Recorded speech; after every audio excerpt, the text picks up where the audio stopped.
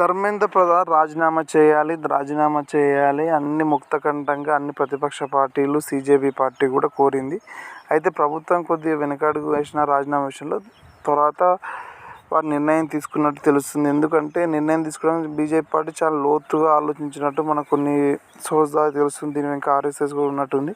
ఎందుకంటే ఈ విషయాన్ని ఇంకా సాగదీస్తే మొదటికే మోసం ఇతర దేశాల దాకా జంజీ యుద్ధం వస్తే ఇబ్బందులు అవుతాయి. కాబట్టి రాజీనామా చేస్తే ఇబ్బంది లేదనే ఉద్దేశంతో వాళ్ళు నిర్ణయం తీసుకొని రాజీనామా వైపే మొగ్గు చూపడం జరిగింది. అయితే ఇది ఎవరి విజయము అని ప్రతిపక్షాలు కాంగ్రెస్ పార్టీ వారి అకౌంట్లో వేసుకున్న ముమ్మాటికి విద్యార్థుల విజయం. అయితే రేవంత్ రెడ్డి గారు తెలంగాణ రాష్ట్రంలో ఒక అడుగు ముందుకు కేసి నెక్స్ట్ వచ్చే కాంగ్రెస్ గవర్నమెంట్లో సెంట్రల్లో జంజీకి కూడా విద్యాశాఖ మంత్రి ఇస్తానని ఆయన హామీ ఇవ్వడం జరిగింది.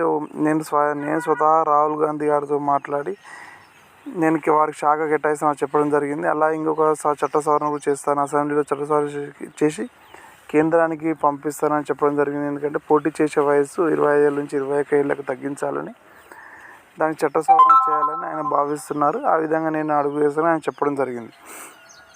అయితే దీనిపై కొన్ని భిన్నాభిప్రాయాలు వస్తున్నాయి.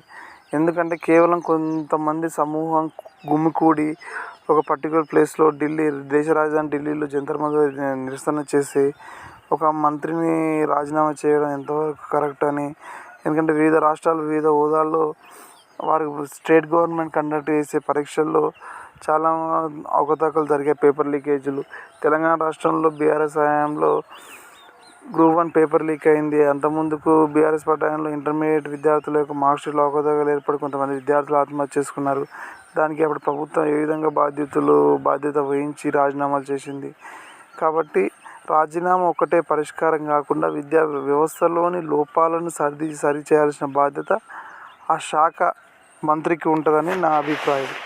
అయితే ఇంకొందరు అభిప్రాయం ఏంటంటే అత్యున్నత ప్రమాణం అంటే దేశంలో ప్రతి ఎలక్ట్ కాబడిన వ్యక్తి మినిస్టర్గా ఎంపీగా ఉన్నారు, పార్లమెంట్ సర్వాధికారి. కాబట్టి చట్ట సవరణ ద్వారా పార్లమెంట్లోని వ్యవస్థల ద్వారా రాజకీయ మంత్రిని బర్తరఫ్ చేస్తే బాగుంటుందని కొందరు అభిప్రాయం. ఎందుకంటే పర్టికులర్ ప్లేస్లో కొందరు కూర్చొని రాజీనామా రేపు ఇంకొక ఇష్యూ వచ్చినా మీరు రాజీనామా చేయండి, వీధి పోరాటాలకి సమయం సరిపోతుంది. కాబట్టి స్వేచ్ఛ ఇక ఏదైనా శాఖలో సమస్య వచ్చినప్పుడు ఆ బాధ్యత గల మంత్రి దాన్ని సవాలుగా తీసుకుని అందులో ఉన్న లోపాలను సరిచేయాలి. ఆయన వల్ల కాకపోతే దిగిపోవడం అనేది గౌరవప్రదమైన అభిప్రాయం అన్నది నా అభిప్రాయం. ఏదేమైనా విద్యార్థుల యొక్క విజయం మొదట్లో చాలా తేలికగా తీసుకున్నారు, కానీ చివరికి అంతిమంగా విజయం సాధించారు. అయితే కొన్ని వస్తున్నాయి, దీని ఇంకా వాళ్ళు ఉన్నారు, వివిధ శక్తులు ఉన్నాయి. ఇది ముఖ్యంగా లెఫ్టిస్టు భావజాలం ఉన్న వ్యక్తులు కూడా ఈ ధర్నాలో పాల్గొన్నారని చెప్పడం జరిగింది. సరే, ఏ భావజాలం ఉన్నా మన సైడ్ తప్పు లేనప్పుడు ఎంత ఫోర్స్గా వాళ్ళు వచ్చినా వాళ్ళు ఏం చేయలేరని అభిప్రాయం.